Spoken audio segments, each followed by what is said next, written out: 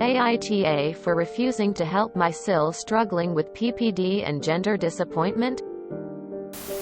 I, 29F, had my son 4 years ago with my husband. It tested me a lot. At the time I was dealing with unprocessed trauma relating to my father and I did not want a boy. I was terrified I would be reminded of my father. That he would look like him potentially.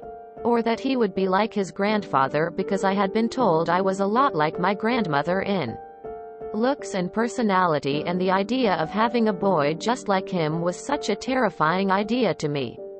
I think for a while I had convinced myself I would just have a girl. Because I wanted one enough. And because I wouldn't be able to parent a boy, so it made more sense for Mother Nature to give me a girl. It was a very hard process, and finding out my son was, well, my son forced me to face the fact I had not processed things like I should have. And it took months after my son's birth for my gender disappointment to end. It also took 2 years of therapy for me to fully come out the other side of everything. It led to PPD and severe depression, after which I am medicated for now. But I love my son and I would not change him for the world. At the time my SIL husband's sister was very unsupportive and cruel about what I was going through. She called me a monster who didn't deserve kids. She said there were no excuses for not wanting a certain sex of child. She and my husband had a huge falling out over it. I think what made it worse was at the time she had 3 boys and she saw my reaction as saying her boys were less than 2. She ended up throwing my trauma in my face, and it was at that time my husband cut her out for good. Recently she had her 5th and final child, and after 4 boys, she had another boy. And she was crushed not having a girl. She sunk deep into depression and had tremendous gender disappointment. She and my husband's parents want me to offer her support and be there for her and help her through this. I said no. That I could not be her help and support after the stuff she said to me. My husband backs me up 100,000%, but the family thinks I am heartless and cruel and being an out of spite. They say I owe her this. I only feel bad because I do understand how this can feel. AITA? NTA. You reap what you sow. She wasn't there for you. In fact, she was horrible to you. You don't owe her anything. NTA. I would send the names of any therapists you might recommend and be done with it. You don't owe her support, but you know how much work it takes to be healthy. NTA. You are not a professional therapist. Why are they dumping this issue on you? The best way for you to be supportive would be to not act toward her as she did to you. You don't have to guide her through anything. Also, who is to say the same type of therapy you had will help her? She may need different cooing techniques. She needs to find a support group.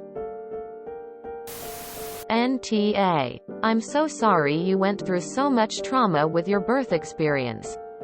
It is difficult enough to have to process so much. And then on top of that have a newborn. You are under no obligation to provide support to the SIL. Even if she hadn't been horrible to you. Which she 100% was. Sometimes being exposed to trauma similar to one's own can be detrimental. You are protecting your own health. Your husband is supporting you. And that is all that matters. Other family members may not understand your reasoning. And that is okay. They don't have to. This is your own decision and nobody else gets a say in it.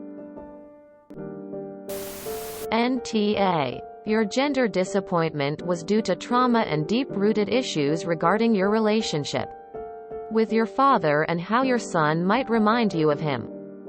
Based on the post, I am assuming your SIL is disappointed she won't have a baby to dress in a pink tutu and be her mini-me. NTA. You owe her what? What has she ever done for you that would put you in her debt? You owe her nothing. She deserves nothing.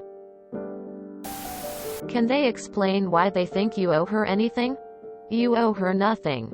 If she has PPD, then she needs to seek professional help. NTA. NTA. Your SIL went out of her way to be intentionally and unspeakably cruel to you while you were having a mental health crisis. Now that the shoe is on the other foot, she wants to pretend that none of that happened and for you to support her without her offering you an apology. Unless and until she acknowledges and sincerely apologizes for her atrocious behavior, I wouldn't even consider supporting her. There are therapists and support groups that can help her with her issues. You owe her nothing and have done nothing wrong. NTA. She set the precedent. She's never offered any kind of amends. Not your problem. NTA. Kudos to your husband for having your back.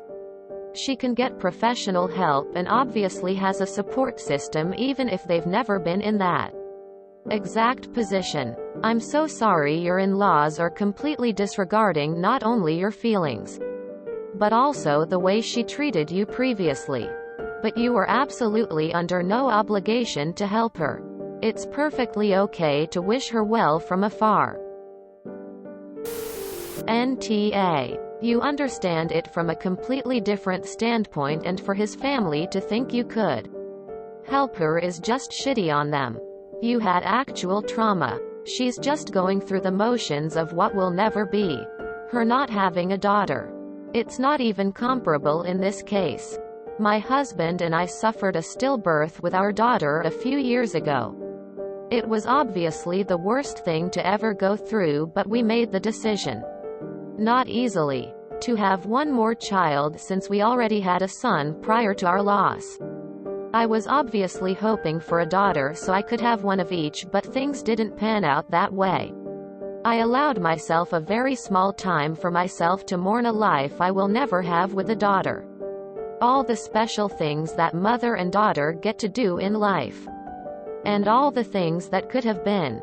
But then I accepted that this is what life gave me and it's like that for a reason. I do not love my son any less. If anything, my life wouldn't be the same without his wild butt in it. It's okay for her to be sad about it. But you shouldn't be the one there for her. No one can help her through this but herself. And probably a therapist. She will be fine in the end, but I do not think you should have to endure trying to comfort a woman who tortured you about something so traumatizing for you. Sending you all the good vibes, Mama Green Heart. How do you owe her that? From what I just read, all SIL deserves from you is to get blocked forever. NTA. Tell those people to find her a therapist and leave you alone. Then block them too. This is not your problem to fix. It's hers, and by the sound of it, SIL has the whole family to help her out. Just go on with your life. And don't feel bad. If anything, it sounds like SIL was projecting her own insecurities on you back then because she too wanted a girl. So honestly, more of a reason to stay away from her. NTA. You don't owe her a damn thing. And you are also responsible for prioritizing your own mental health. So even if y'all got along well, you would not be in any way responsible for playing amateur therapist for her simply because you had been through something similar. Tell your entire clan of in-laws that the best possible help for your sister-in-law is a good therapist. NTA. Irony is typically lost of most people. She was toxic and you choose to stay away for your own mental health. You choosing not to get involved is not spiteful at all. A spiteful would have offered to help and then threw her comments back in her face. NTA. They are all WAAAAAAY out of line, suggesting that you owe her any support after how cruel she was to you. It doesn't sound from your description like anyone even acknowledged how awful she was to you, nor are they considering how easily being her free therapist in this situation could re-traumatize you. They simply feel entitled to using your experience for her benefit. Nah. They can pay a therapist for that. You are not being petty or spiteful. You are refusing to be used by someone who hurt you at the expense of your own mental health. NTA. I might be the asshole because I am the one person who would understand totally what it's like to feel the way she does. Neither of you know what the other is feeling. Even though you both have had PPD, yours stems from trauma, hers is because she's tired of having boys. Yes, you both wanted girls, but the reasons and feelings are incredibly different. She was cruel to you. You're under no obligation to turn the other cheek and lift her up where she tore you down.